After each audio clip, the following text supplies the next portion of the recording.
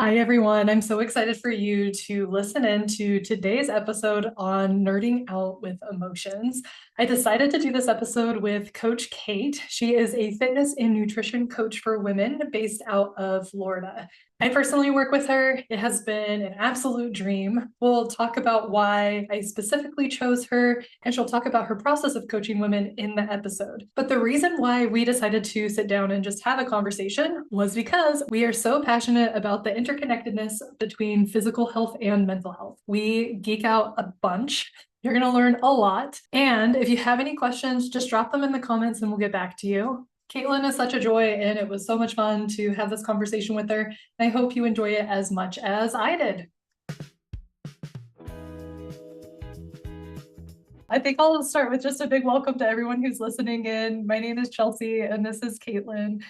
We are so excited to just geek out and talk about fitness and emotions and mindset and all the great things. But Caitlin, you want to go ahead and introduce yourself?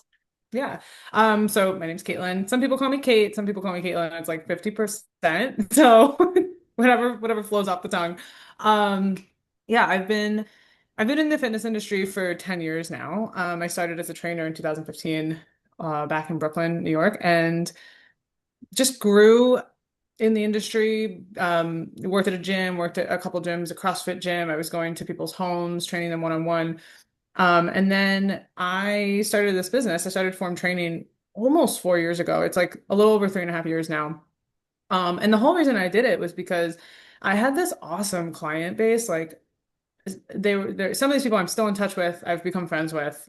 But they were staying with me for two reasons. One, I held them accountable to getting to the gym, and two, they liked me. So it was just like, cool, we have a good relationship and you get to work out. And not to say that nobody was reaching their goals. Like people were getting stronger. The women I was working with, they were getting stronger. They were feeling good. But when it came to like weight loss and them reaching like these milestones in their health and being consistent on their own, getting to the gym almost outside of our sessions, that's where I saw things like falling apart. And I'm like, you can't, I know these women are not going to be able to rely on me for the rest of their lives. Like, they need to learn how to do this. And there's so, when it comes to taking care of yourself and your health and just like, yes, sure, if your goal is weight loss, that too, right? But there's so many pieces to the puzzle of this stuff. It's like working out is actually a very small piece. It's a very important piece, but it's not the whole picture. You have to address obviously nutrition, stress, your sleep, right? Even women like with our cycles and our hormones and depending on what age we're at, like there's so many things to consider that nobody really thinks about. And one of the biggest things to also consider is your mental health. So your mental health and like your mindset and how that relates to it, even your habits, and your mental health, like how they all relate is probably the biggest part of the picture, I think. Yeah. Just like learning about my clients over this last 3.5 years, I'm like, wow, this is huge. This is a huge piece that no one's addressing to do these things, right? So, anyways, Yeah. backtrack a little bit. That's how I got here.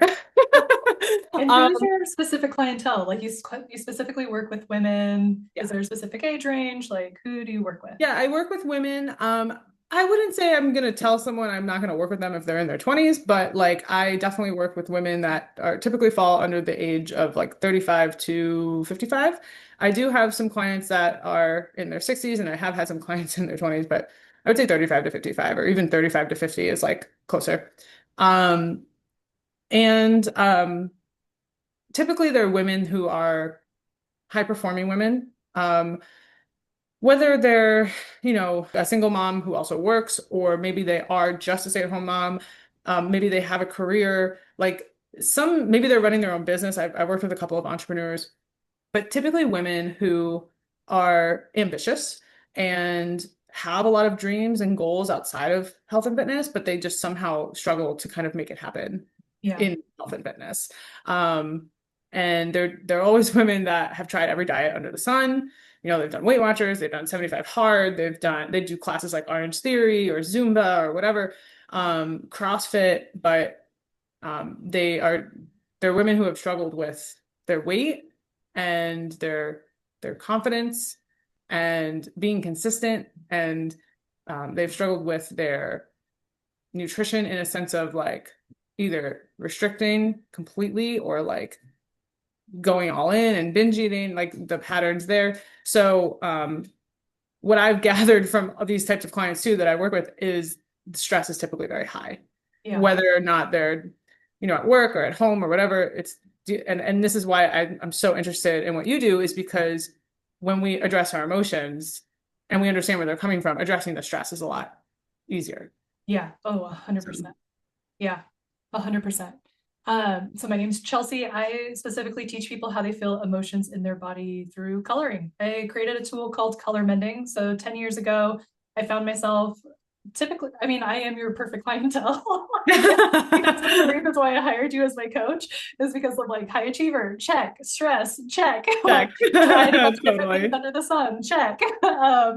But yeah, 10 years ago, I started a pumpkin festival, completely burnt myself out. I had 5 months to put together a half-mile long walking path with 8 different themed lands in Minnesota. It was absolutely incredible, but also just years. I was 26 at the time, so 26 years of running from emotions, suppressing emotions, becoming a workaholic, having really addictive behaviors, but not like with drugs, alcohol, or food, but with work and exercise and just seeking out high sensory experiences were really like my go-to. And I just crashed out figuratively and Understandably.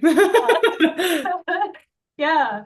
And I needed to figure out why. So I was either gonna like escape to go on like a Thailand 2-week meditation retreat, like a silent meditation retreat, or I was gonna enroll in a year-long certification program that uses guided visualization to help people go back and revisit trauma, big T and little t trauma, but then rewrite their feelings and perceptions around that trauma.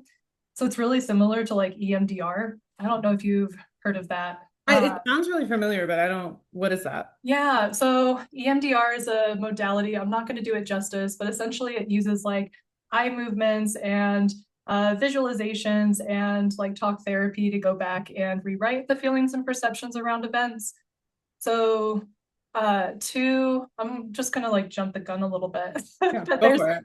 2 specific ways to kind of like process suppressed emotions, or to kind of update the data that your brain uses to create all of our experiences. And we'll go way deeper into that. But one of them is psychotherapy. So going back with someone else, typically to revisit these past experiences so that you can kind of use your present day knowledge to see what actually happened and kind of realize that like maybe the thoughts and perceptions that you had around that experience or around yourself or about how the world works, they could be updated, and it's safe to update them.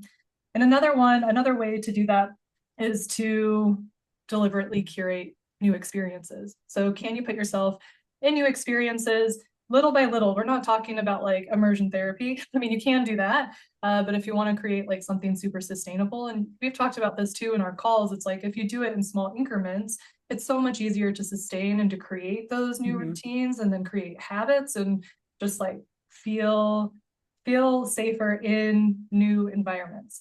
So, all that to say, I finished my certification, absolutely loved it, but realized that I was still stuck in the victim mentality. Like going back and revisiting all my trauma was like great, because it gave me a list of people I could be mad at. Right. Like, right. it's your fault. Like if you made like, God bless my parents for, I was just so angry at them. But like if you would have made different choices, or if you would have done X, Y, or Z. But then what I realized is that by being stuck in this victim mentality wasn't going to get me anywhere. So I kind of just got curious and figured out like why. And it was because I was running away from my emotions still. I still didn't understand like how I felt them. I couldn't even like tell you. I mean, I could tell you if I was angry or sad or happy, or anxious. But other than that, like I didn't understand like how did betrayal feel in my body? How did shame feel in my body? How did blame feel in my body? How did peace feel in my body? Like those were such foreign concepts to me. And then during that certification training, I had a chance to like work with an art therapist and learned how to use coloring with kids to process emotions. And then I just used some of those concepts to create the tool Color Mending. So for the past 6 years, I've been coloring like literally just crayons and paper, trying to teach people or teaching people how they feel emotions through coloring. I train people how to use it with their clients. I just did like a weekend training where someone in the chronic illness space wanted to learn it for like the people that she works with and who are in her community. So it's been fun. It's been kind of a crazy journey, but so grateful just to have the knowledge. And now I just feel really lucky that I'm able to share it with everyone.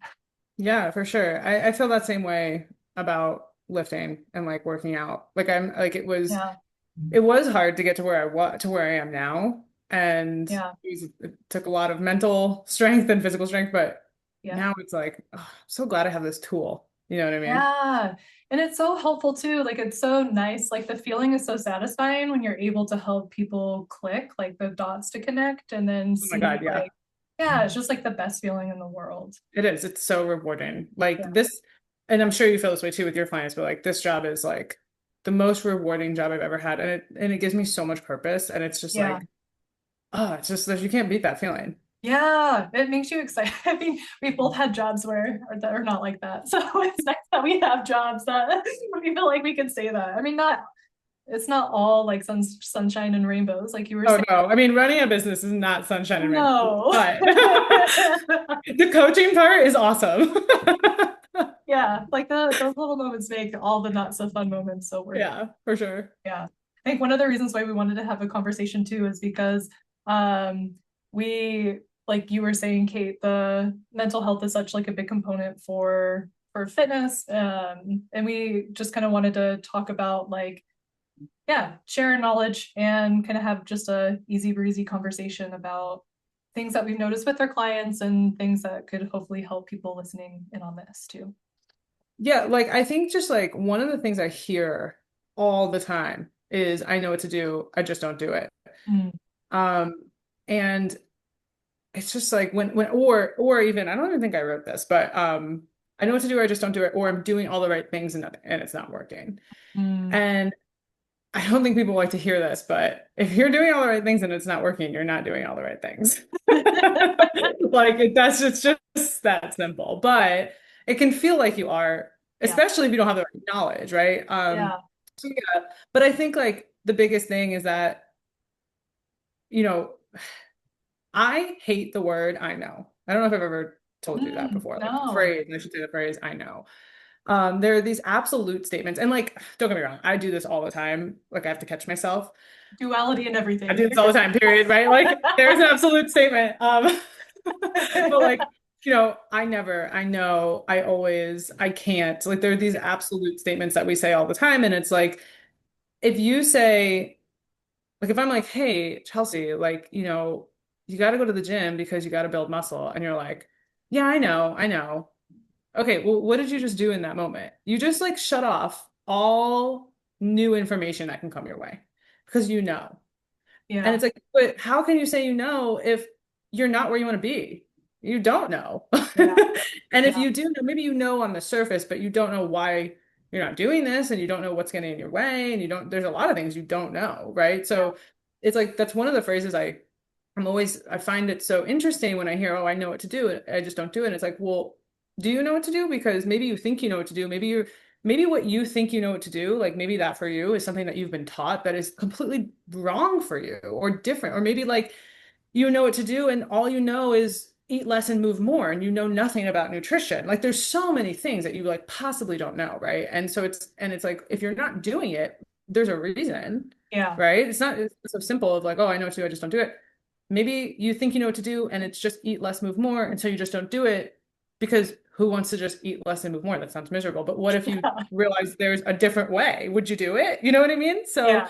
it's just that's always something that just strikes me. I'm like, I just a little head tilt because of course curiosity, like we talked Yes. about. Yeah.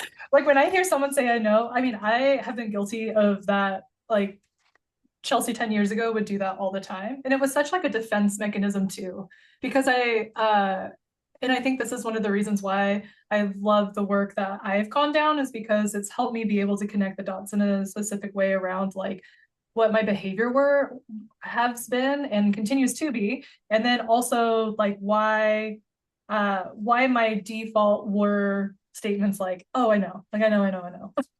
Like one of my one of my bosses, this has been like the number one feedback that I got from bosses in my 20s was, you hate like having questions, like questions asked of you, because it felt like I was interrogated because Mhm. you would work on something for so long. And then you would have a fresh set of eyes come in and say, like, why did you do X, Y, and Z? And it's like, I've thought so long and hard about all of this. Like, you should have had this conversation like 2 months ago.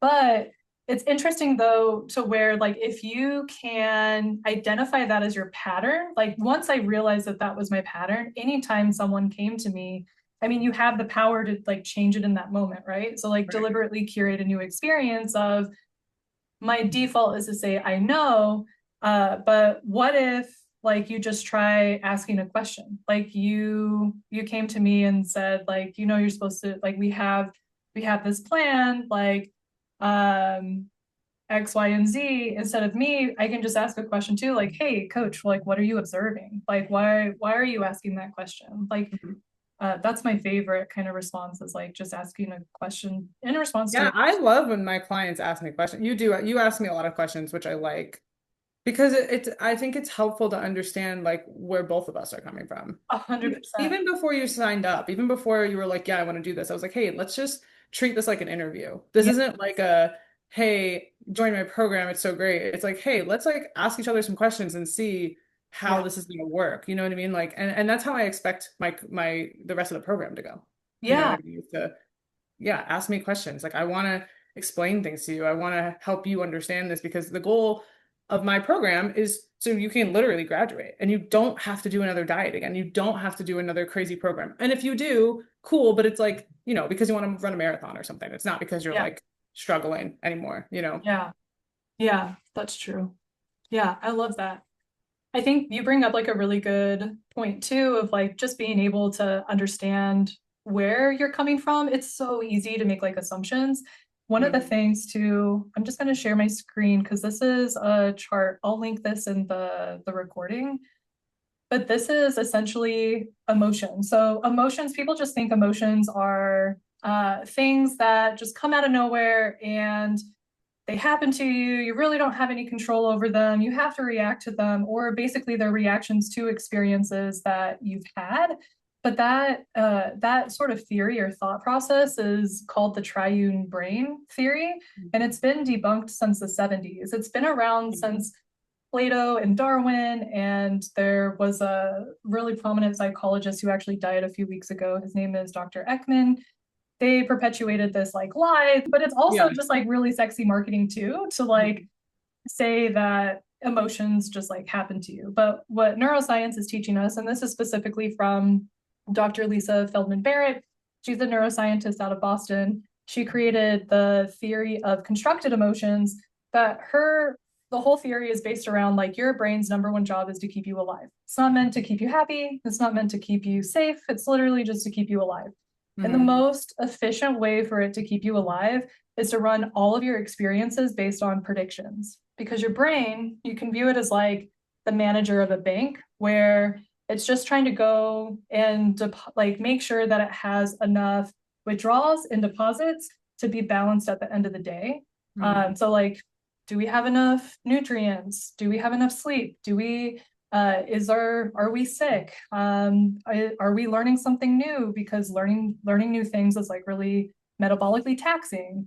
Basically says like from moment to moment, it's predicting how it thinks you should feel based on three specific things. And the first is past experiences. I think this is what ties it back to where having a shared understanding is so important, because everyone has had so many rich, diverse individual experiences based Mhm. on where they grew up, their culture, their community, like their birth order, like if they were an only child, if they were adopted, or if they were in foster care. Like there's so many different experiences.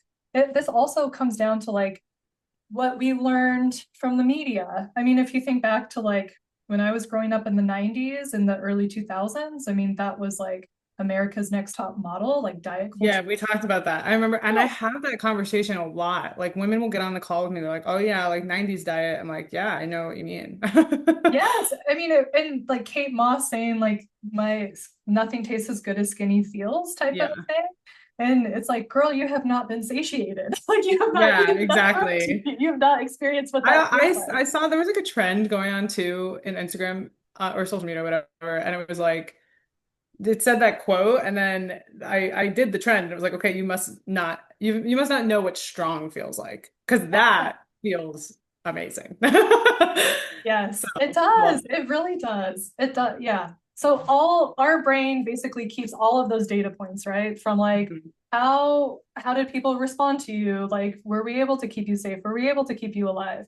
Then the second thing that it takes a look at is all of your sensory inputs. And this couples both your metabolic needs and your 8 sensory systems. So what's so interesting about this, especially from like the fitness perspective, and even just like nourishing your body, which your program does such a good job about this, of like, are you getting enough sleep? Like, how are your stress levels? Like, let's make sure that you're eating enough calories. Like the fact that like our last check-in call, you're like, we could get you like you could eat 500 more calories and like you'd be good. Like you'd not gain weight, like you'd gain muscle and like all like you'd lose fat, gain muscle type of a thing.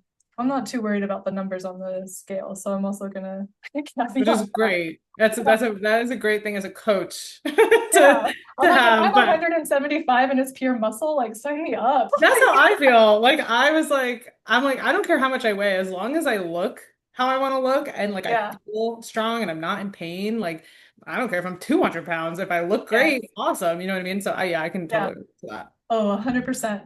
But this, I think what's so interesting is like if something is metabolically off, and I love to use this example too of like when I was a teenager, I would just get so annoyed and irritated with my brother. But I didn't realize that I was hypoglycemic. So I just had like really low blood sugar and I was not managing it. And so you could just imagine like the blood sugar dips and crashes and how much Mm, that impacts like you metabolically.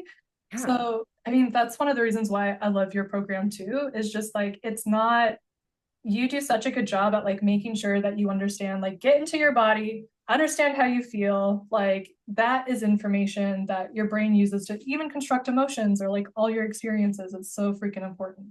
100%. Yeah. And I use this is a very simple way of putting it, but I tell people all the time, I'm like, you've ever been hangry? And they're like, oh yeah, they laugh. I'm like, that that means something. Like, you know what I mean? Like you like that's just the surface of what you're talking about. But it's like I use that example a lot to people when they're like mindlessly eating and they don't know why, you know, and it's like, well, you're probably Yeah. trying to fill some sort of void or get some sort of comfort. And then I use being hangry as an example. It's like that's a real thing. When you're hungry, when your Yeah. blood sugar's low, and that like you get irritated, like emotions come up, right?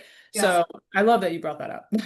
Yeah, I mean, it's such like an integral part of this too. I think what's also really interesting too is it takes into account like our 8 sensory systems too. So like what is that information that like our body's getting in the moment before it produces this emotion? So like those include our sight, sound, like ears, nose, like mouth, all of those, but it also includes like our internal sensory systems, like vestibular, the proprioception, and the interoception. So I primarily work with people in their interoception skills.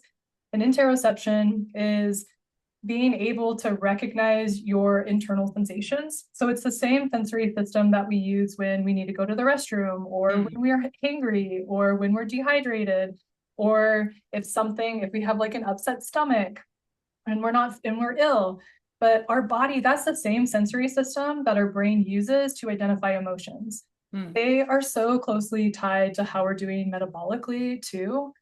So last month I got diagnosed with ADHD, and what's interesting about like my ADHD diagnosis and how ADHD like manifested for me is it was so much harder for me to develop like interoception skills or like the language to describe how I was feeling internally.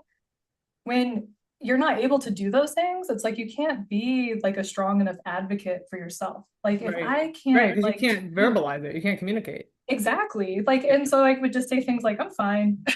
Like, I'm fine. I'm gonna go run 10 miles.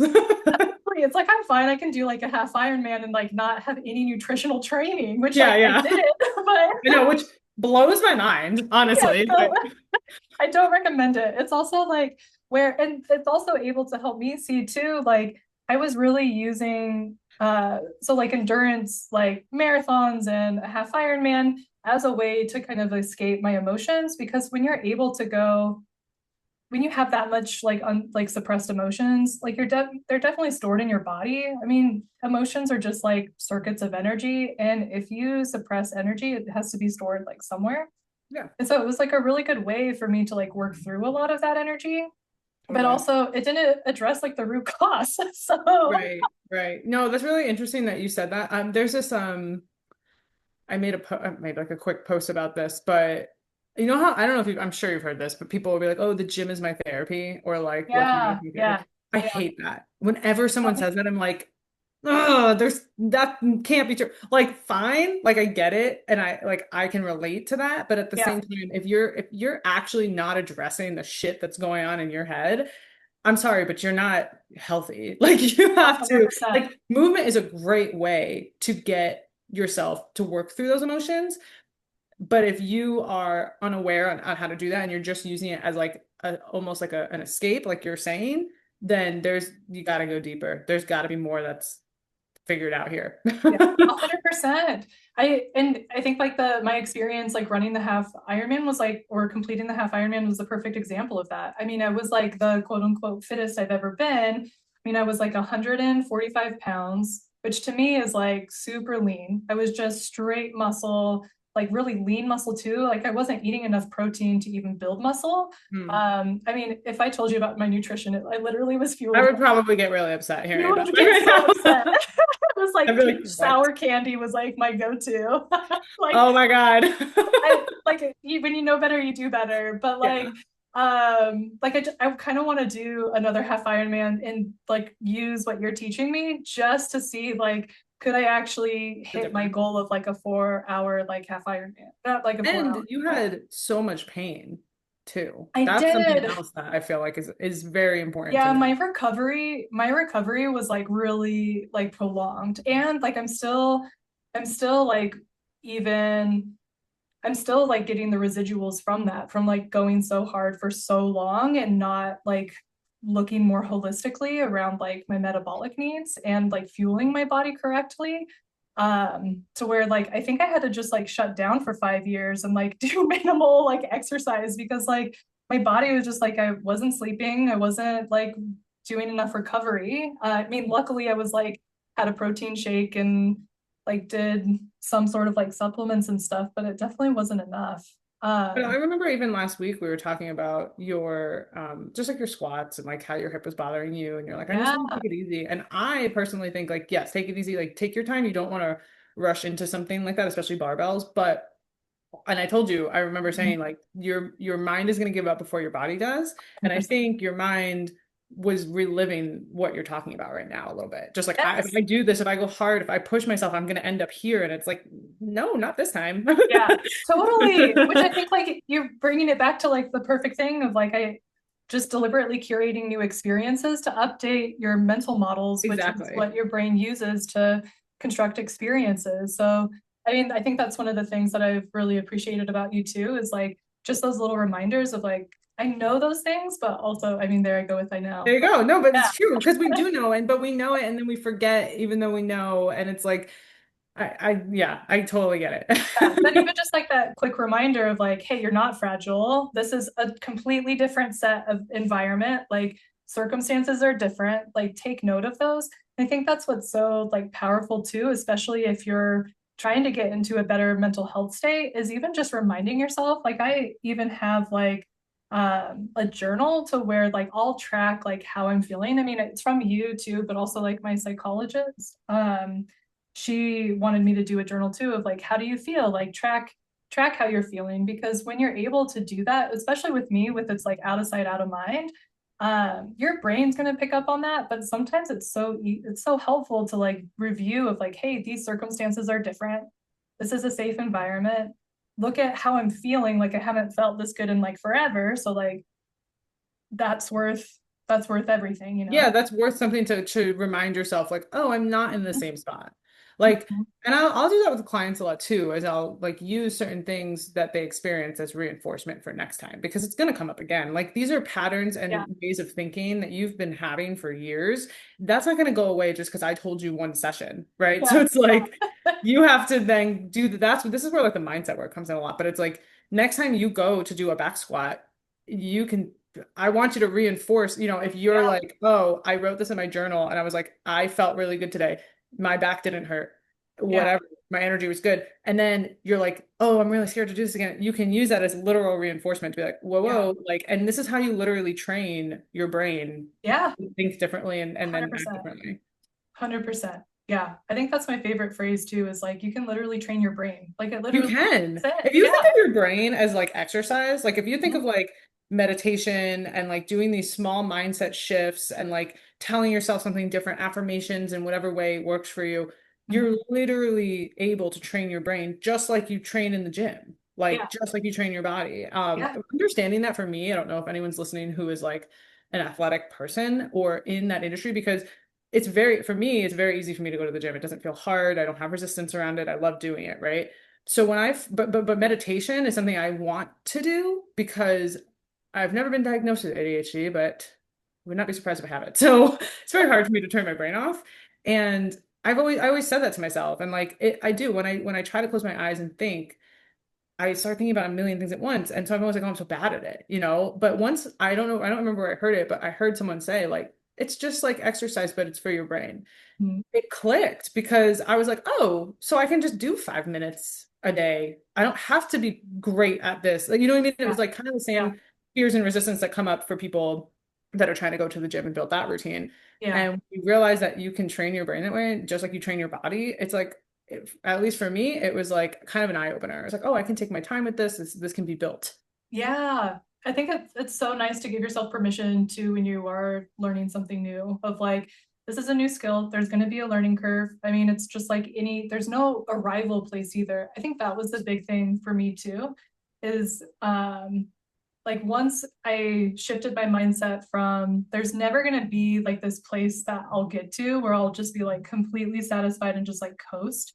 Like that would just one be a boring life. I was gonna say that's not in your nature to do It's that. not.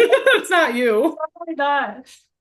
But like once I was able to accept that and just realize like, oh, I can learn and create routines around like what can make me feel amazing. And I really loved how you were saying earlier in our conversation where everyone's bodies and needs are so different. Mhm. And they're going to continue to change, especially as women, like going into perimenopause and menopause, and like just our bodies change so much, like every month. Yeah, I was gonna say every month they change. They're Yeah. changing.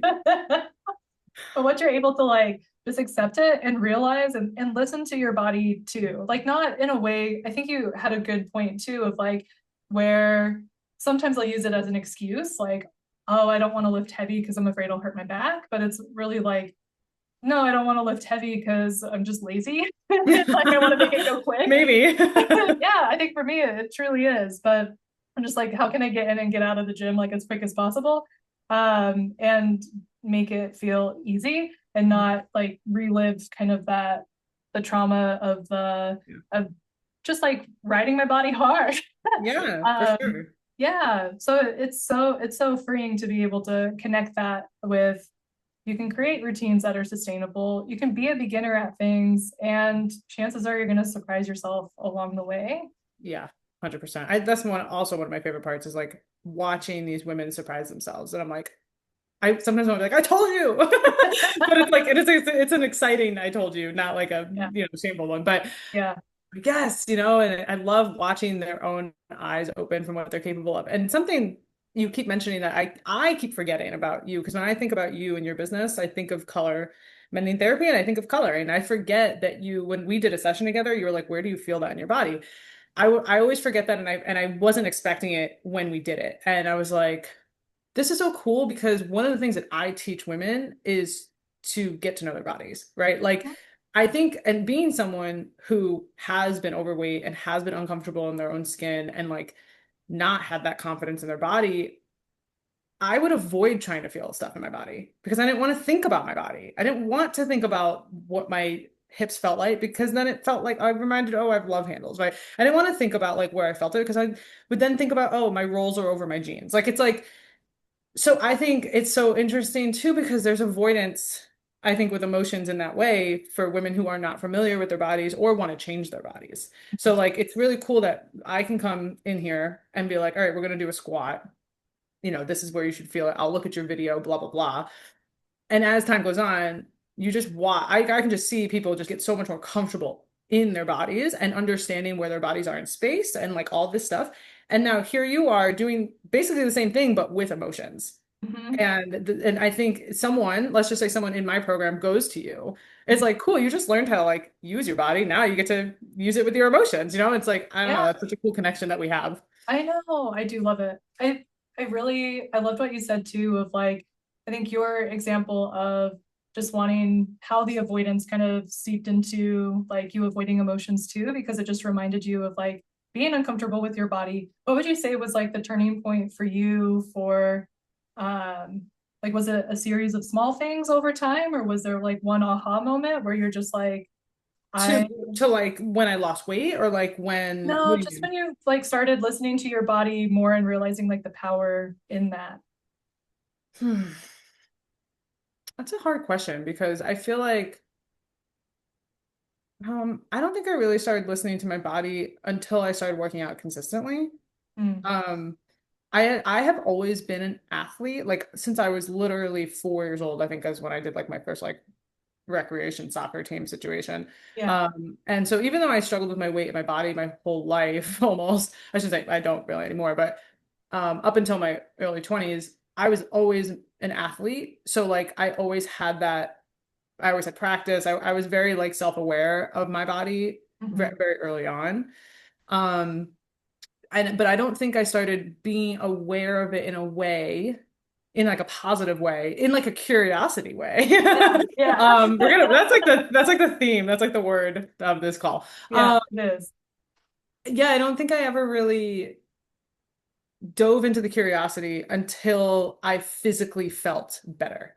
Mm, So like weight loss aside, yeah. like, I remember thinking like when I started working out consistently, right before I had lost weight, I was that's when I was really thinking about how I felt because I wasn't judging myself anymore. You know what I mean? Like, and I was Yeah. also like, I was at a point where it was like maybe I was a month in, right? So I didn't really see much progress yet, but I was just kind of like, I feel really good. I'm really proud of myself for showing up. I went up in a weight that or for something, and I think it was like those little accomplishments, not the major ones, but Mhm. those little baby accomplishments allowed me to look a little deeper and inward with curiosity instead of like judgment. Yeah, that's so cool.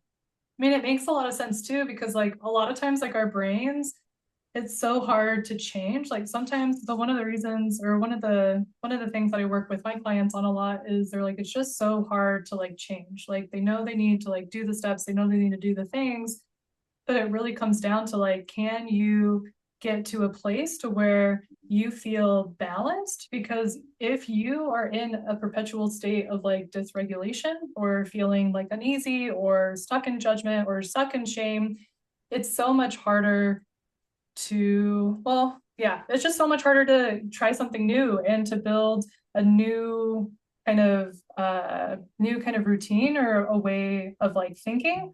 But it doesn't have to be that hard. Like I think a lot of people too, and it comes down to like the all or nothing. I mean, I see that a lot too, which you probably do That too. is like probably the trait in like every client I have.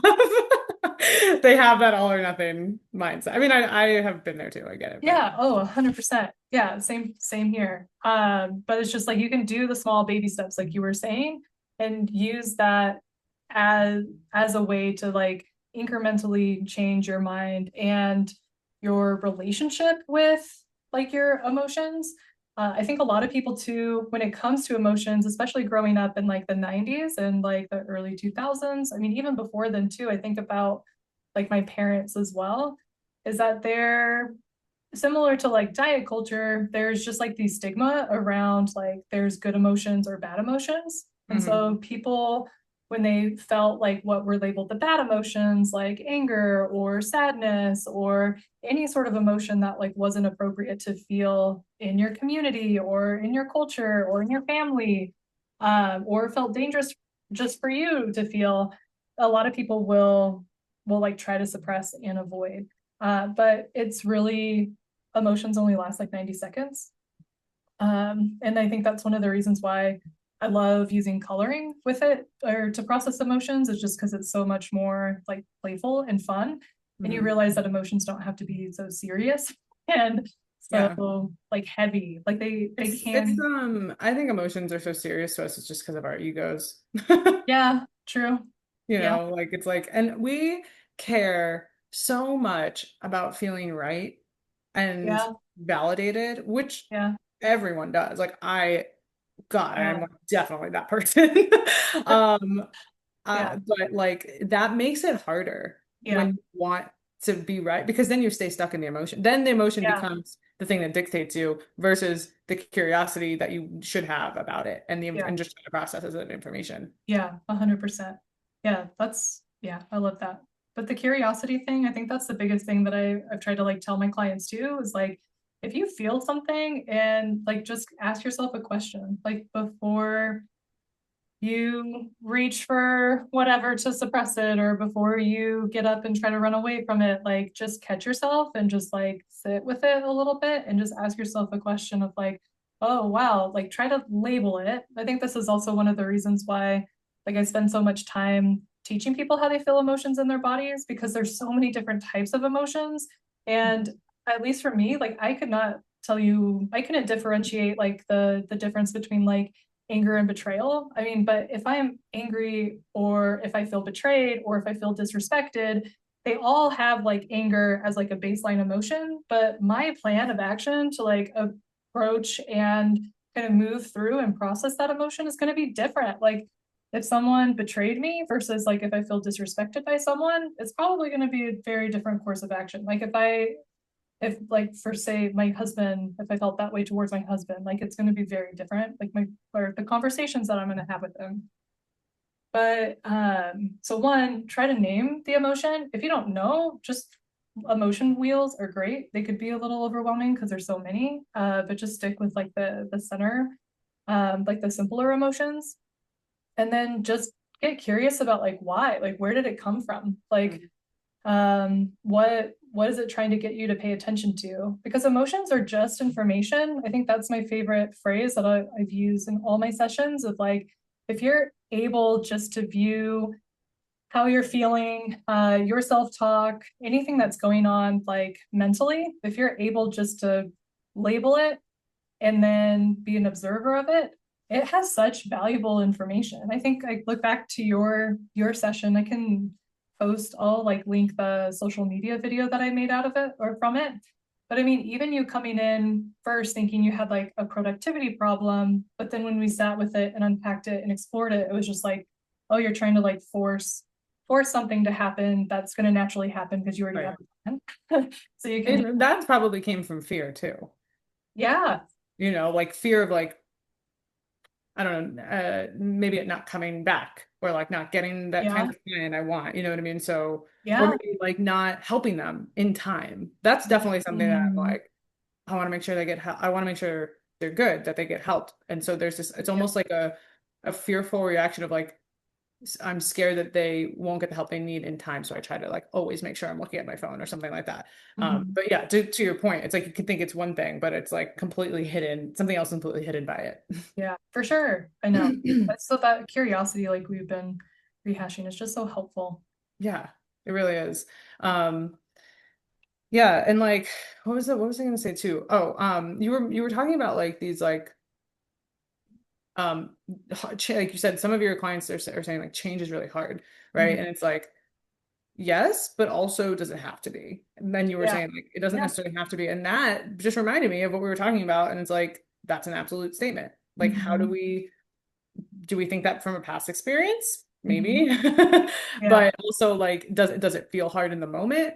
Yeah. Probably. But Yeah. also what else does it feel? Like there's other things going on.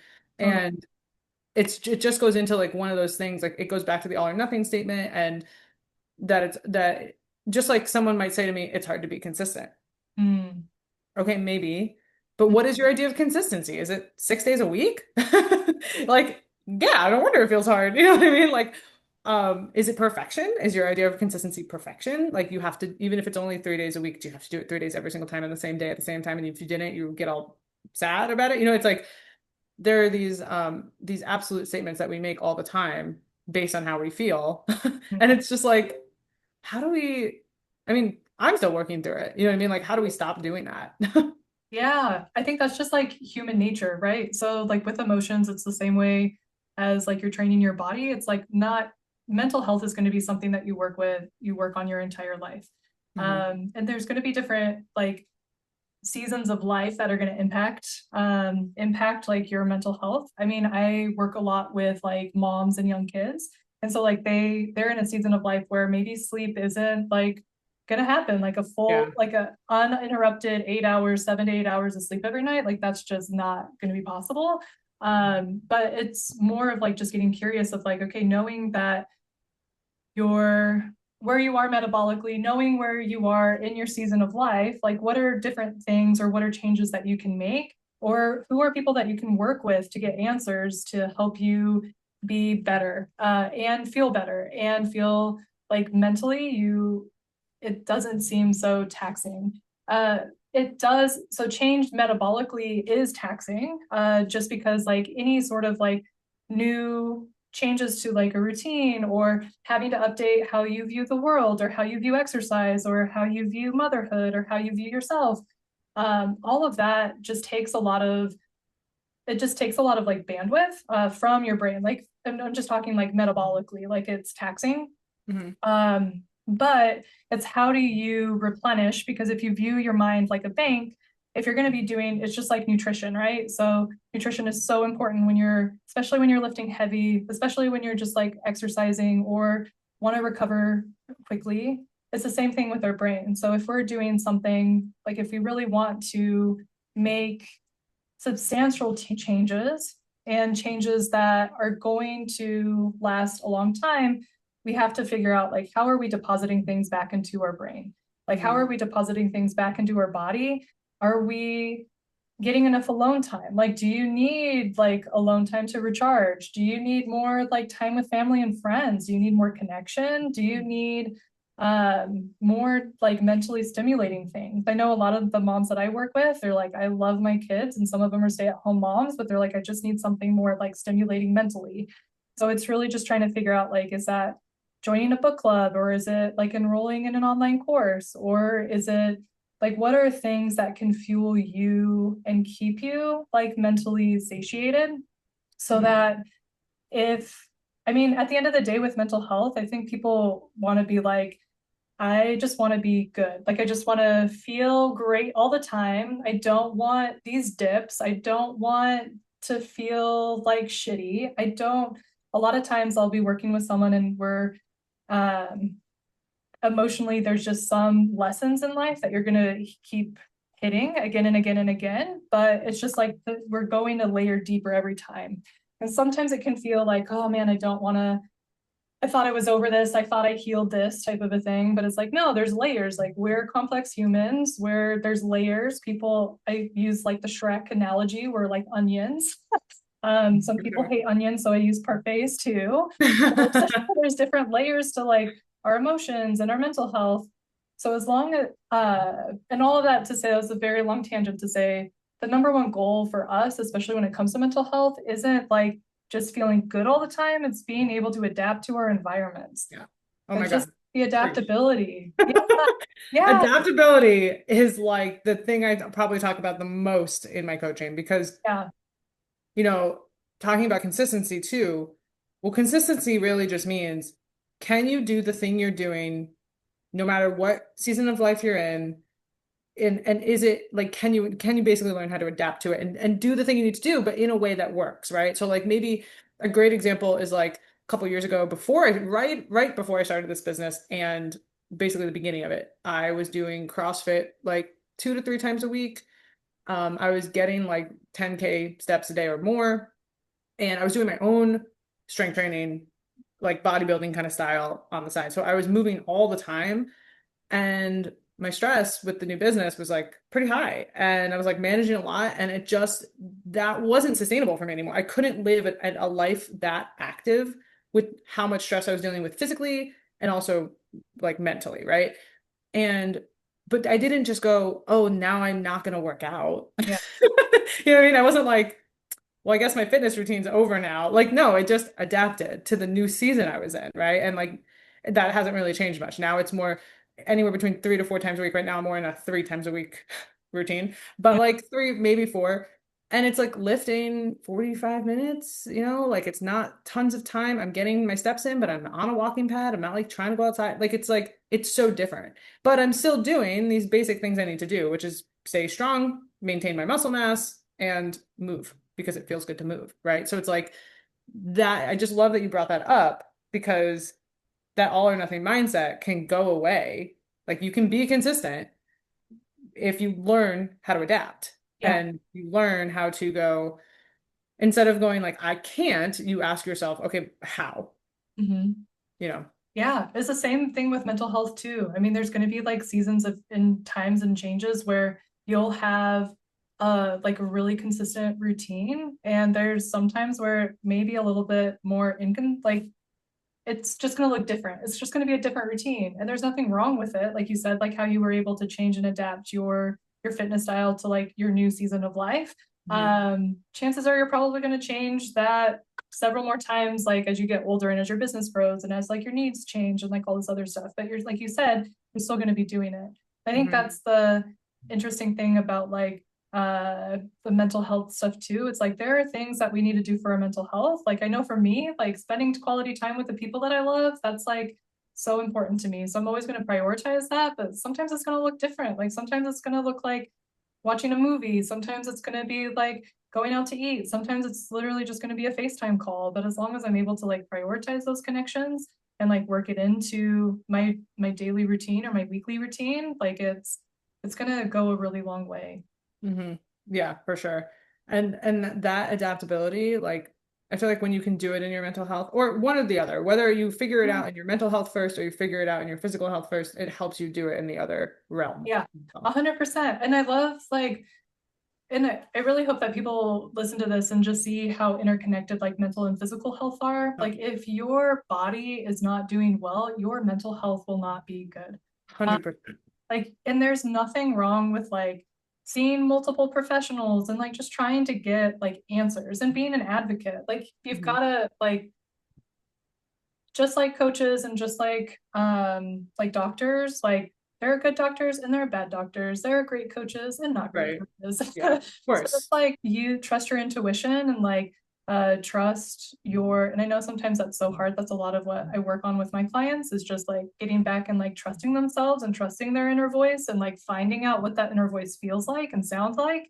Hmm. But once you have it and you're able to articulate like how you're feeling, what's going on internally, it's so much easier to find people that one align to your values and to your goals and to what you actually want. A good example of this is like a year ago, I knew I wanted to like do more weight training. So I just like went on Instagram and found like someone in their 20s that was like a weight trainer and had like clients and stuff. But I realized I didn't know at the time, but now I do. It's like I didn't have that articulation of like I actually needed someone who knew like how to work with women in their 30s just because their Hmm. bodies are different and they're not just like burning their body like the candlestick at both ends type of a thing. Right. Like I did when I was in my 20s. But like when you know better, you do better. When you like life is just one big experiment. So stay I curious. know. I like that. Like life is one big experiment. There's this analogy that I've used. I got it from Jen Sincero, who I love her.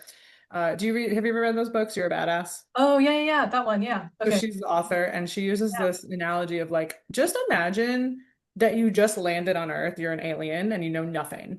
Just do what you would do. Like, what is this? What would I do? How would I talk to this person? You just like just be curious, like you've never been here before. When you Yeah. can have that kind of shift when you're like, especially when you're like fearful of something, yeah, oh man, it changes everything. Like, let's say like you're really intimidated by the gym, right? And you're like, oh God, like what the hell? All these people are gonna think this stuff. How do I even use this? If you just are like, whoa, whoa, whoa, I'm an alien. I can, what is this? Like it changes how you're gonna approach that. Do you know what I mean? Yeah, Like, it and if you does. can really get into it, it sounds very similar to what you're saying. Yeah, 100%. I think it even goes back to tying it back to like our brains just run off of predictions.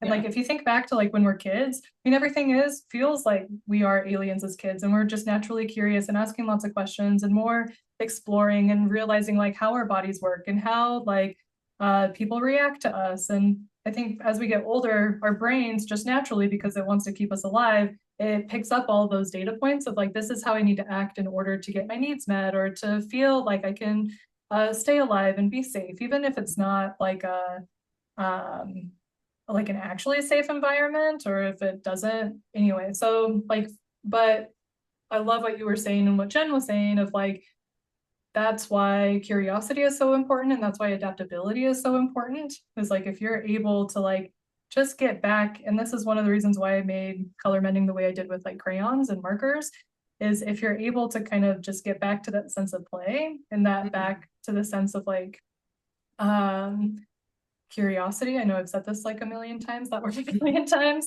But but it's true. it's so true. It's these simple things that like help you actually make sustainable change and sustainable like routines. And it helps Yeah. it feel more like just makes it feel more lighter instead of like everything's riding on this. Like Right.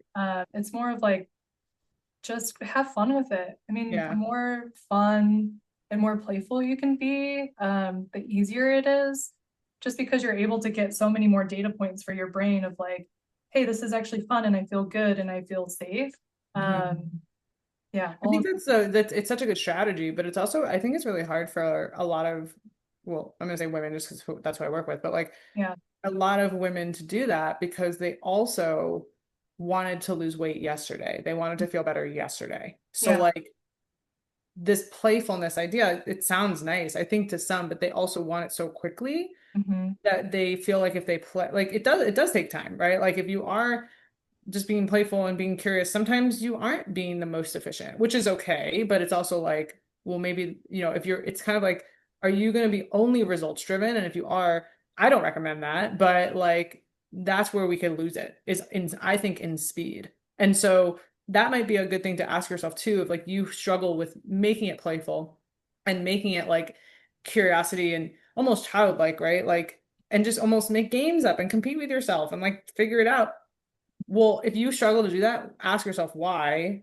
Is it because I'm trying to go through this really fast? Is it because I'm trying to speed through this and because I want to get here by X amount of time? You know what I mean? I think that adds another layer of stress Yeah, for sure.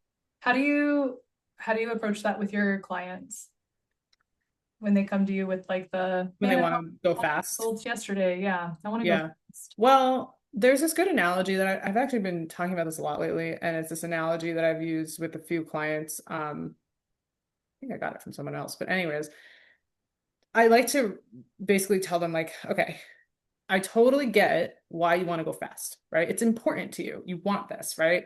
So, but with speed, we increase risk. So, if you put it in a different type of like scenario, imagine you're pregnant, okay? And you're going into labor. You're on your way to the hospital. And let's just say your husband or your partner, whoever, is 2 hours away and it's like rush hour traffic. And you're like, oh my God. Whoever is going to get there so quickly. They're going to, and for every reason is valid. They want to be there for the birth of their child. They want to support you, right? Like, Yeah, how you can't get another example that's more valid to get somewhere fast, right?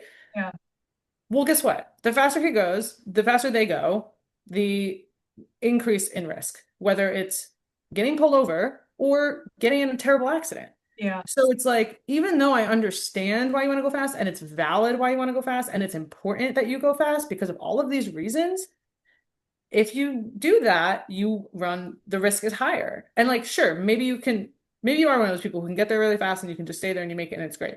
But that's rare. Mhm. And what we're risking is your relationship to food, your relationship to exercise, your own mental health, your burnout, not being perfect, like all of these things come up the faster we go. Mhm. And you have to eventually weigh the cost of what you're doing. You know what I mean? It's like you just have to be like, hey, like, is this actually beneficial in the end? Because sometimes, because what if you do that and then something takes a wrong turn, and let's say you try to go fast, right? So let's say a really good example of people trying to go fast in my industry is lowering their calories and doing more cardio. That can work to an extent for a certain amount of time. And then what happens? You run into an issue where there's like, I don't know, pizza or a social situation or alcohol or whatever that you haven't been having at all. You've been restricting yourself, restricting yourself. Well, it's cause and effect. Of course, you're going to like go crazy now, right? That's the risk you just ran, was like potentially that's happening. And now you did this and you didn't undo all your progress, but now you're feeling set back. You feel ashamed, and now because of the shame and the guilt, that feeling of wanting to restrict is even higher because now you're like, oh my God, I feel so awful, I got to do it again, and it's this like horrible cycle. But if you just slowed down and you were okay with whatever happens in whatever time, everything just becomes either an accomplishment or a learning lesson and then an accomplishment. So it's like that's what I like to give that example. I think it's a good one most people can relate to. And it also validates the emotion. Like going back to your point, it validates the emotion and it makes them feel heard and understood because I do know what it's like to feel that bad in your body. You know what I mean? To like really just feel like I want out of this body. So like I have been there before. And so the speed, like I really do understand the speed, but it's so funny because once I slowed down, it was the fastest it ever happened. Yeah, isn't that so crazy? Like even I'll even just talk about like with my business and even with like mental health and both of those situations, like in my personal mental health, once I actually slowed down and invested the time to understand why, like if you go fast, there's a lot of things that you don't, like you said, there's a lot of things that you don't address so Mhm. that it makes you less adaptable, not addressing those things because they're still Right. there. Which is also, if it makes you less adaptable and being adaptable is key, it's like, well, then you're missing one of the major things that's going to keep you there. 100%. Yeah. Even when you're just able, because a lot of recently, at least for me and my coloring practice, it's a lot of like just being okay with how long the process is to take to like build a new business or to like make a major life change. Like it takes a long time. And it doesn't have to take a long time. And I think that's hard. I think that's hard, especially when you have so many different models. I'm thinking like both in business and in life and even with weight loss. You hear, I mean, I even watched like on Netflix the documentary series about like the biggest loser and like Mhm. how like you see things like that and they're like dropping 12 pounds a week type of a thing, No, or it's you see, insane. I know. And then you actually pull back the curtain to see like how they're doing it. And you're like, that is not fucking sustainable. Like, No, and it's like so like miserable. It's yeah, like not enjoyable at all. Like the totally. slower you go, the more enjoyable this might be too. So it's like you, yeah, to your point, it's just this the speed of things, like I get it, but it's also not necessary. Yeah, And the risk is so much higher. And until you really like it took me a while to learn that lesson. I mean, that was all I was doing from the age of like 12 to 22 years old. I was just trying to like speed my way to results. And the thing is like, yeah, you learn the adapt, you miss learning how to adapt, right? So there's that, which is a key piece in just staying healthy, staying strong mentally and physically, whatever. yeah, But if you also skip to the results or like try to get there really quickly, you lose trying to become a new person. So like one of the things that I have to tell my clients all the time, like you have to focus on who you have to become right now. 100%. Because yes, if you're results driven, that's fine. We can get you to the number you want to be or the size you want to be or the look you want to be. But with that being said, it's like if you get there without becoming this person, you're not going to know how to maintain it. You're not Yeah, going to know how to adapt, right? You're not going to. So like the other thing about the speed is like you have to become someone new because the person you are right now is not where you want to be, right? The way you think, the way you act, no judgment, right? It's not good or bad, but just that is what drove you to be here. That's what drove you to want change, is what you're doing now. So you can't like hold on to this old self of yours and then just try to get to the results. yeah, I mean, because you're going to miss one of the most important parts, which is how you're going to keep those results long term. yeah. I love that you brought that up too. I feel like the place that I was in when I was 26 and then from like 26 to like 30, well, even like 32, it was like I had to confront myself. Like I realized that the person that I was primarily because I mean that got me to a place where I was feeling really unhappy and just like dissatisfied with what I was doing. And this is a crazy thing too that I think people don't remember or realize is that you can do really hard, incredible, like impressive shit when you are just like inside, like have the poorest, like worst mental health. Like Yeah. there are people making millions of dollars who eat like bonbons all day and Yeah, they don't feel take like care of crap. themselves.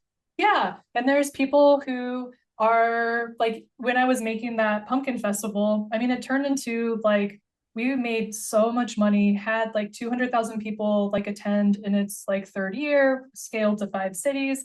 But like the person that I was like mental health wise, like that first and second year, it was dark. Like it was not in a good mental state. Um, but like if you're able to, like you said, meet yourself where you're at and be willing to confront yourself every step of the way, and you're going to confront some like really gnarly parts of yourself, like really Mhm. gnarly beliefs about your your love and acceptance towards yourself, or how much like you're outsourcing people. At least for me it was like I was outsourcing validating myself, like I especially with like my ADHD and growing up in a high demand religion, like I was just like taught that people's external like people's perceptions of me or people's like validation of me mattered more than like validating myself. So like once I Mhm. was able to like unearth that and start like meeting myself was where I was at and realizing that like I'm probably going to piss a lot of people off if I stay true to myself and create the life that makes me happy, and I'll be the villain in other people's stories, and I'll still have really amazing meaningful friendships and relationships and just feel better in my body and feel better mentally and physically and have less stress, all of those good things. It really requires you to like meet yourself, be honest with yourself. Yeah, being honest with yourself, I don't think is easy for everybody because I think Yeah, there's a lot of judgment and shame that comes along with it sometimes. for And sure. those are tough feelings to Yeah. navigate. I think that and coloring, like color mending has been like so instrumental for me to dealing with those things too, because it really is like all of that stuff is just information, and it's just information to help you see like what is keeping you stuck. Like Mhm. what about that story or what about that version of yourself or what about the story you're telling yourself is like kind of blocking you from keeping you from achieving those things. Like maybe it really is just like outsourcing validation, or maybe it is more of like I don't want to like doing this new big thing or getting like a body that I absolutely love is like scary and intimidating, or maybe it's around like people's perceptions of you, and like there's so much to unpack there, but Yeah. just understanding and finding tools to help you like meet you every step of the way, it definitely helps. Yeah, for sure. And you have to have a willingness to do it. I mean, like there Yeah, are some people that like if you're not willing, that's okay. Like, but like just totally. understand that like you will stay where you are, right? And 100%. one of the things that I like to ask my clients a lot if they are struggling with the same pattern over and over, like let's say it's like not tracking their macros when they say they're going to, or like Yeah, I don't know, and just like skipping the workouts and like not doing it consistently.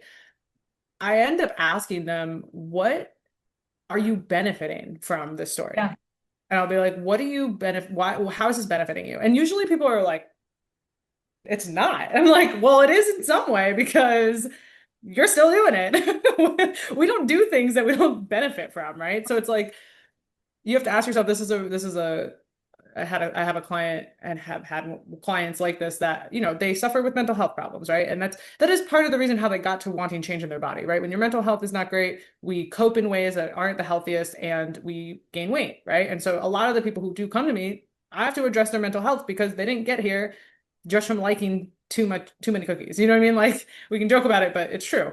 And yeah, so they suffer from depression, right? And I've had to ask clients, I'm like, okay, so how are you benefiting from this? And they're like, I'm not. I'm like, well, you might be because when you're depressed, you don't have to take care of yourself. Like it's yeah, the feeling is like, oh, I'm depressed. I don't have to do this. yeah, Oh, I'm depressed. Well, people will check in on me. Yeah. I'm depressed, so like I can stay in bed all day. It's like whatever's going on. Or like, I don't know, there's plenty of examples like this, but it's like you have to sit down and be like, okay, if I'm not doing the thing I'm supposed to do that I know is going to help me, and it's a pattern, everyone's human, so you make mistakes, it's fine. But like if it's a pattern, then you have to sit down and ask yourself, like, how am I benefiting from this? And that is kind of what you're talking about, is like that's the hard part where Yeah. you have to get really honest with yourself and you have to be like, oh, I don't know if I want to know. Like you have to be willing to know, and you have to be okay with like not judging yourself. 100%. I think that's one of the things too that I struggled with a lot of like some people can answer a question like that or get a journal prompt of like how is it benefiting you? And like I, at least for myself, because my interoception skills were so low, like I couldn't articulate like my thoughts. Like I couldn't tell you like I would have to think about it for a really long time. That's one of the things, the reasons why I structured color mending the way that I have structured it is it helps you get to the source. Like if you have a question like that of like, why is this pattern still a thing? Like I thought I've worked through it, like but it's still coming up. Like why is it still a thing?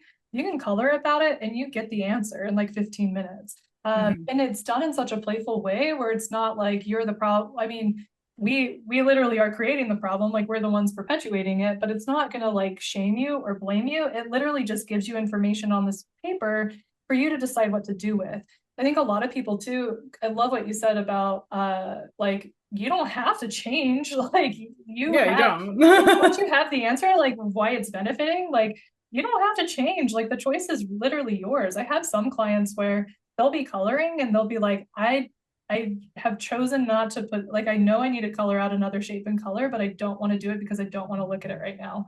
Or they'll say like, okay, I got that information, but I'm just gonna put it on my bookshelf because like I'm not in a place to where I want to change, which Yeah. is fine. Like, but I think you, as long as you can like own like your choices, I have found so much freedom in like the phrase of like, I am choosing to do this. Like, even when Yeah. my parents were here for Thanksgiving, like I could have made the gym work. I could have gone, but like I actively chose not to. And like every Right. time like it came up, I'm like, okay, here are my choices. Like here are my two or three choices, like Mhm. I am choosing this. And like I know that movement is really important to me and I'm not going to the gym. So like how can I get it in other ways? And so like walking with my family or something like that to where I'm still getting the connection but still moving my body. But then at the end of the day, just like not beating myself up of like, ah shit, I didn't go to the gym. It's like, no, I made Right. that choice. Like Right. Right.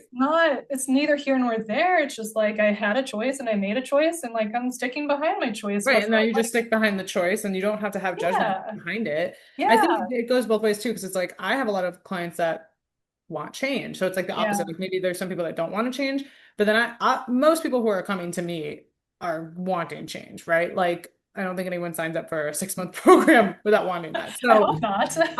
right. So like they want the change, but they're they're not willing to go. It's kind of like what we talked about. Maybe it's not speed, but it's like they just want the end result, and getting Yeah, through it yeah, is difficult. And I have worked with people halfway, and maybe they don't even realize it, but I can see them like, you want change, but you don't. Like you're starting, like I'm starting to point yeah, things out to you, and it's like, oh, you want the change of being smaller and feeling good, but you don't want to go through this because this is going to be possibly very painful.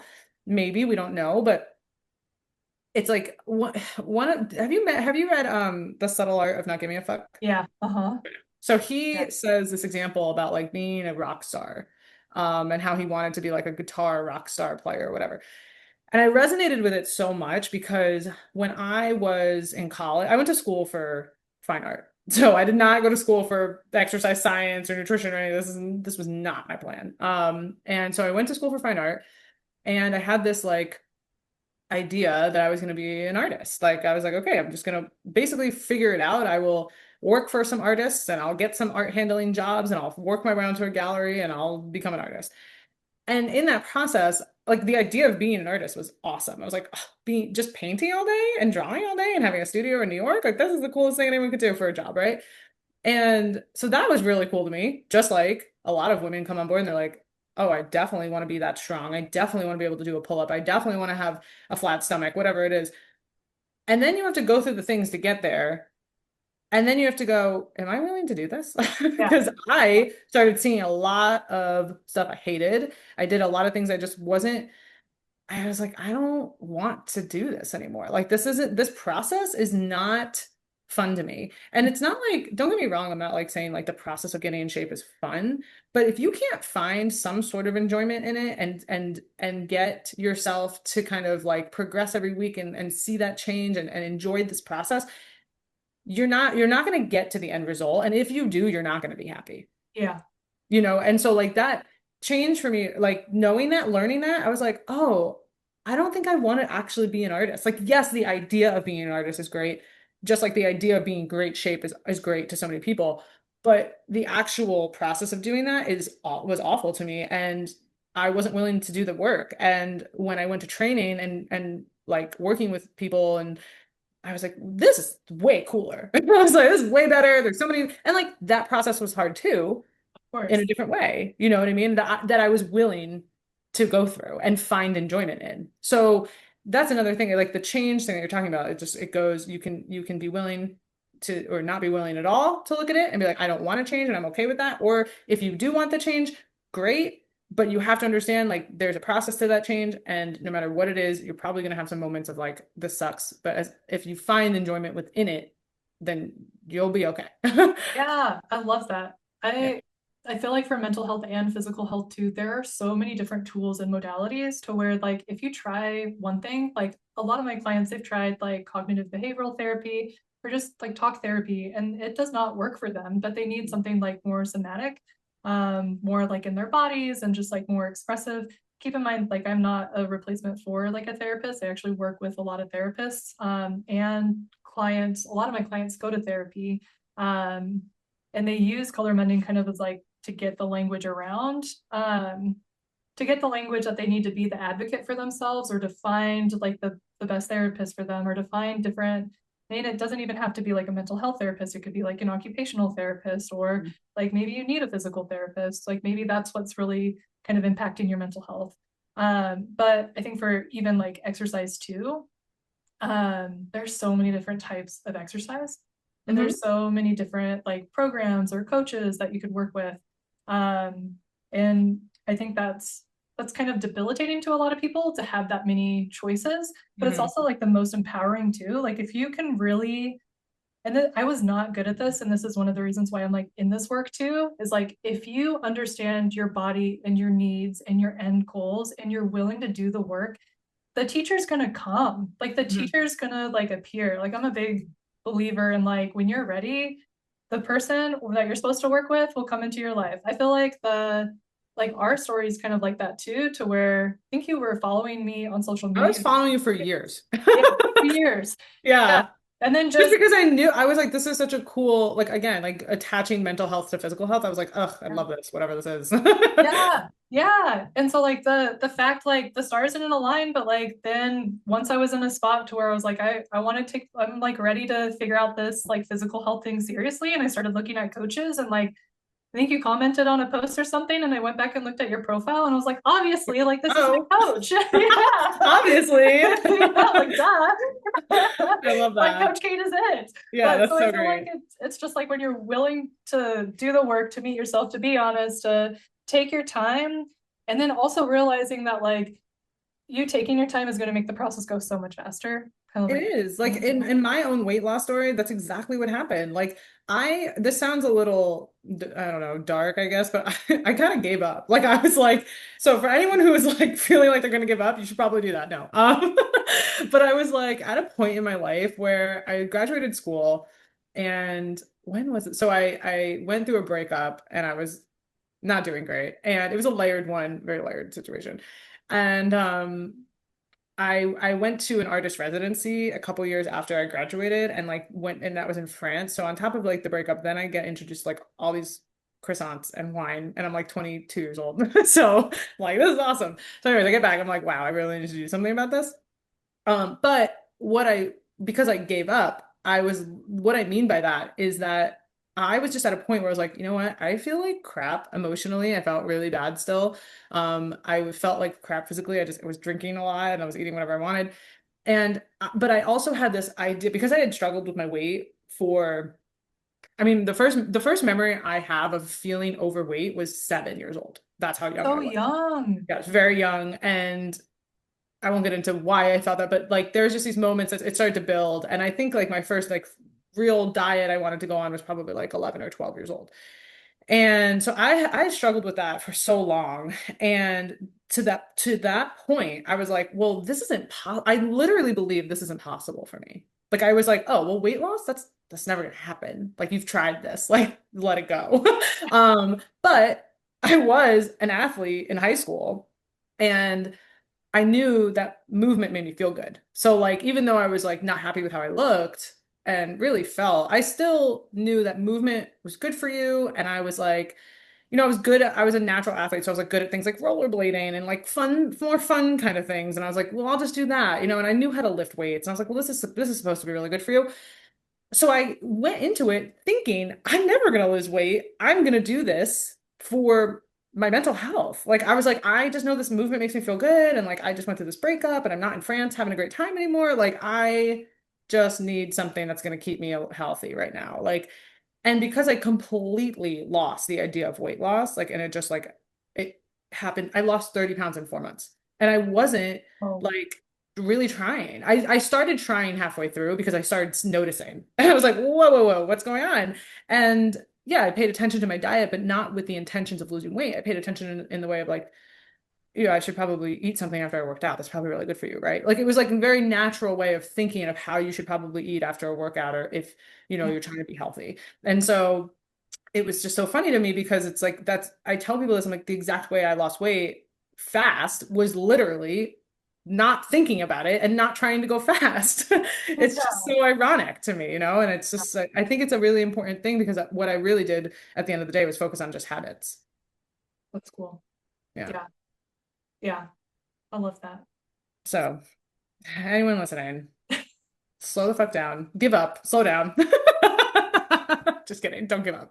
I love what you were saying though, because like give up for you is basically just like release all the like the expectations that you're putting on yourself or the Yeah. process. It was just there. I had zero expectation. And then I started to get into that, like, yeah, like I said, about halfway through, and I started noticing I think I'm losing weight. Like, and I was weighing myself. I'm like, oh, this is really cool. And then Yeah, that was motivating and and so on and so forth.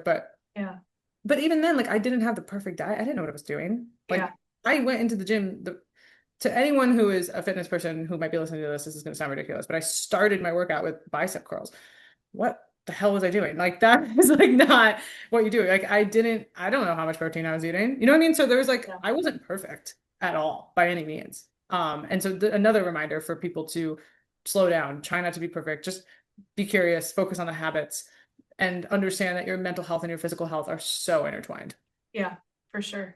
Yeah, I just am always so impressed with like, I don't know, just like mental health and physical health and like our bodies just in general. They're just like such, they're just our bodies are so incredible. And if we're able to like understand them and just treat them well and treat ourselves well, and it's just everything just kind of magically happens. I call it magic, but it's really just not not having like any preconceived like expectations or using like the shitty frameworks that people have perpetuated that are keeping us stuck.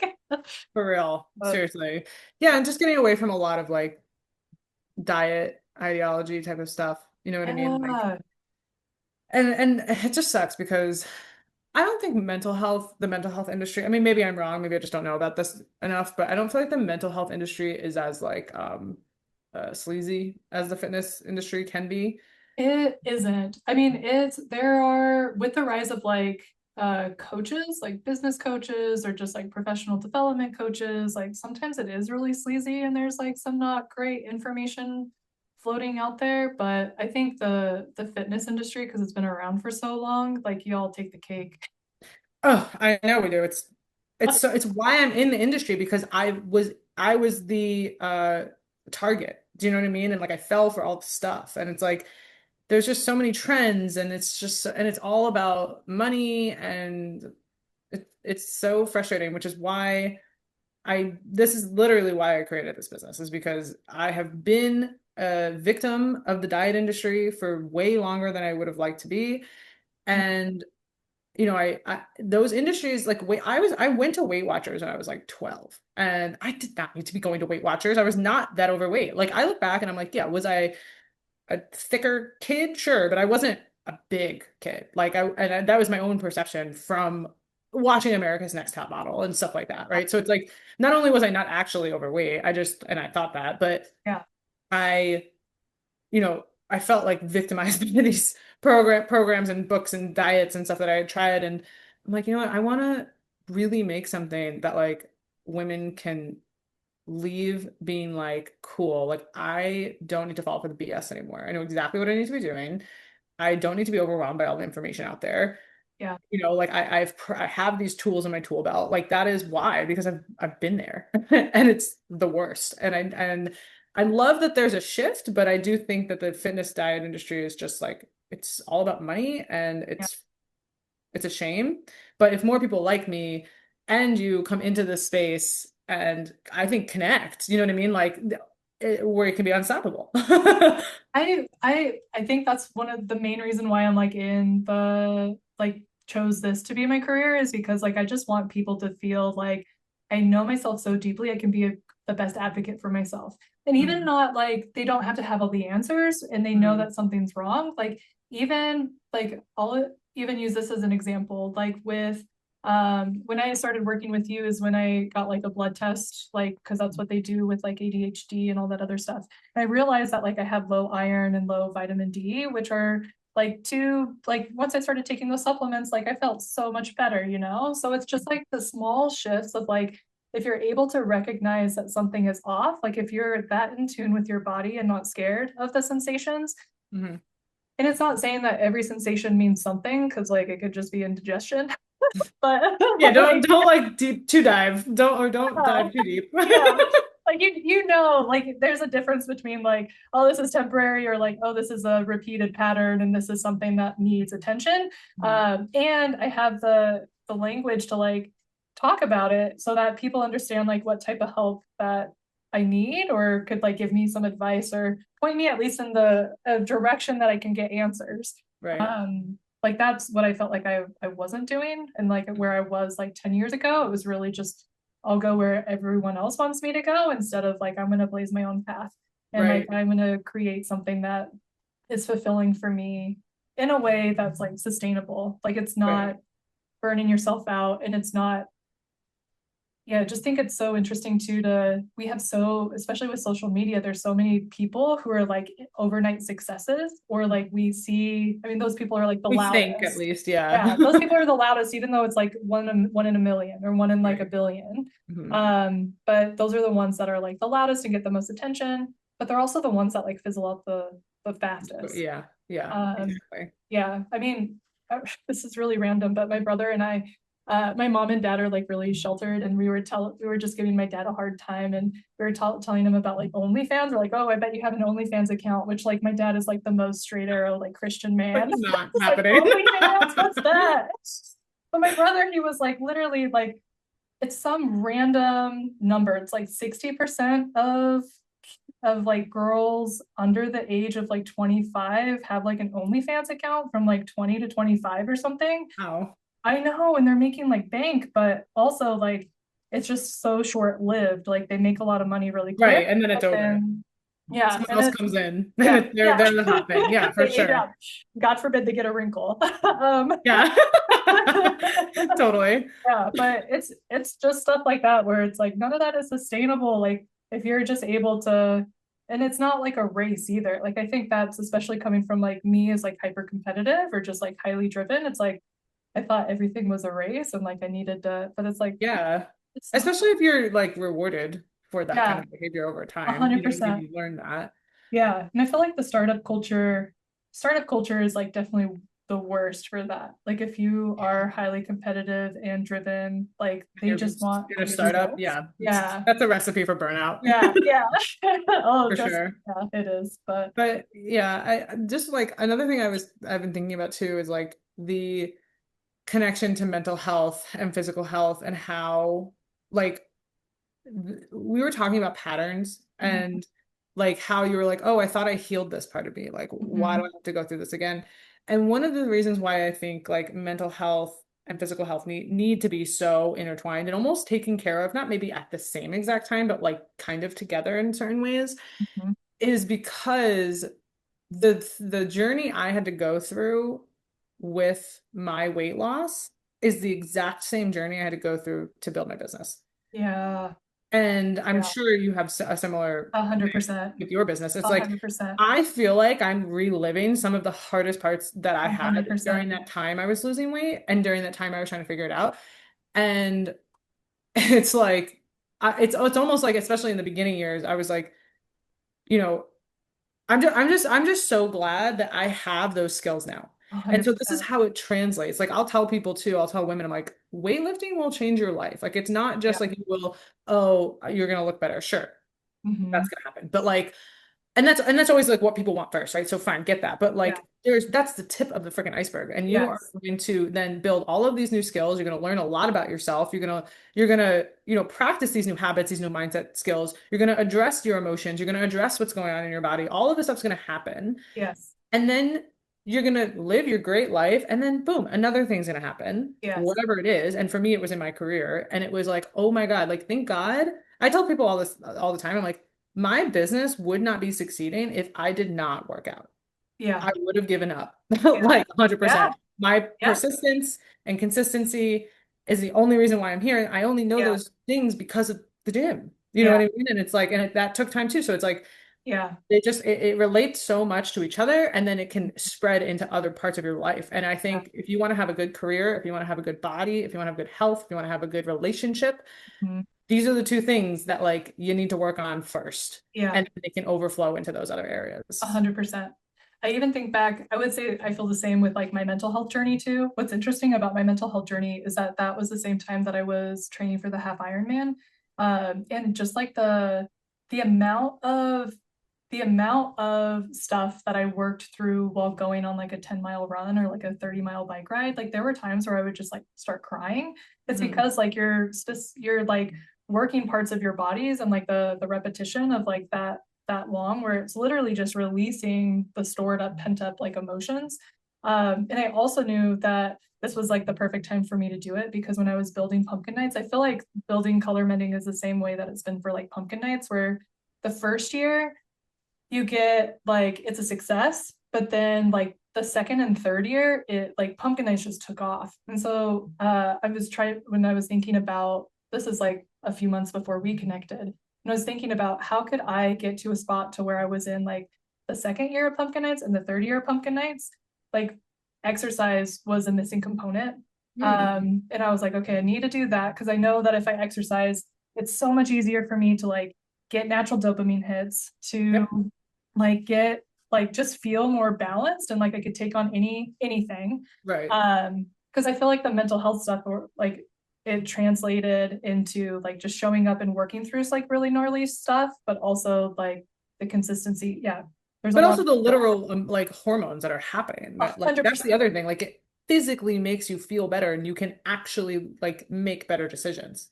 100%, 100%, because it's yeah, it's so crazy to, and I think that's one of the reasons why I love Dr. Barrett's work so much is because she was the first neuroscientist that I studied where she was like, your physical health and like just your metabolic health in general is so integrated with emotions. Of course.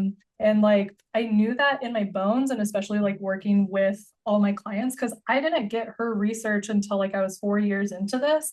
And so I Hmm. was like, seeing all these trends with like my clients and with myself, and then all of a sudden her research, I was like, holy shit, this is like everything that I've observed, but like I didn't have the evidence or like the research behind it. Hmm. uh, but yeah, all that to say, yes, I 100% agree of like the mental and physical health and building the business and like just finding, yeah, meeting yourself at every chapter of life, Yeah. able to With have, curiosity.